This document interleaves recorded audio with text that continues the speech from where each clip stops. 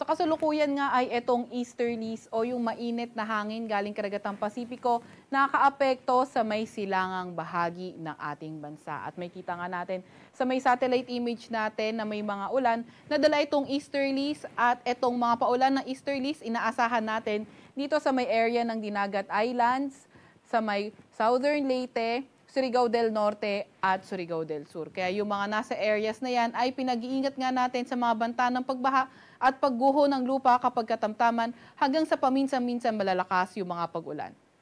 Para naman sa lagay ng panahon sa Metro Manila at sa nalalabing bahagi ng ating bansa, asahan natin yung partly cloudy to cloudy skies condition. May mga tsansa pa rin tayo ng mga localized thunderstorms. Lalo na sa may eastern section ng ating bansa, mas mataas yung mga tsansa ng mga localized thunderstorms sa area na yan. Wala pa rin naman tayong namamataan na low pressure area or bagyo sa loob or malapit sa ating Philippine Area of Responsibility.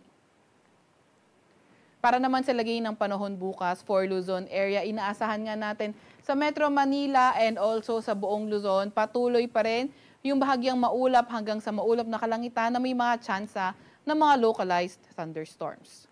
Agwat ang temperatura sa Metro Manila bukas maglalaro mula 23 to 33 degrees Celsius, sa may Baguio ay 15 to 25 degrees Celsius at 22 to 32 degrees Celsius sa may Tagaytay. 21 to 32 degrees Celsius sa may Lawag, 23 to 34 degrees Celsius sa may Tugigaraw at 24 to 32 degrees Celsius naman sa may Legazpi. Sa may Palawan, inaasahan naman natin sa may Puerto Princesa 24 to 32 degrees Celsius at sa may Kalayaan Islands ay maglalaro mula 25 to 33 degrees Celsius. Para naman sa Visayas at Mindanao area, inaasahan nga natin yung easterlies for tomorrow. Magdadala pa rin ang mga kalat-kalat na pag-ulan dito sa may Southern Leyte at sa may malaking bahagi ng Caraga. Kaya ingat pa nga rin tayo sa mga banta ng pagbaha at pagguho ng lupa.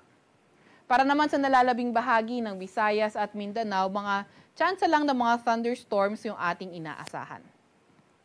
Agwat ang temperatura sa Metro Cebu for tomorrow, 26 to 31 degrees Celsius, 25 to 31 degrees Celsius sa may Iloilo at 24 to 32 degrees Celsius sa may Tacloban.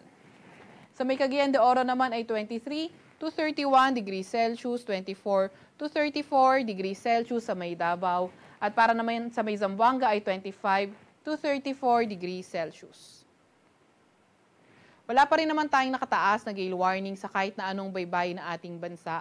Kaya malaya pa rin makakapamalaot yung mga kababayan nating maing isda, pati na rin yung may mga maliliit na sasakyang pandagat.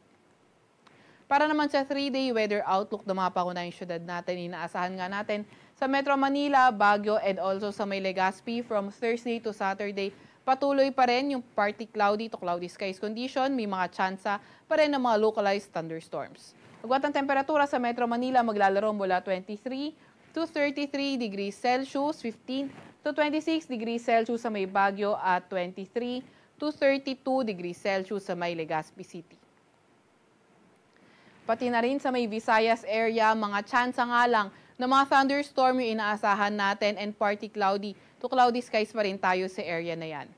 Agwat ang temperatura sa Metro Cebu maglalaro mula 25 to 32 degrees Celsius. Dito naman sa may Iloilo City ay 25 to 32 degrees Celsius at sa may Tacloban City ay 24 to 32 degrees Celsius.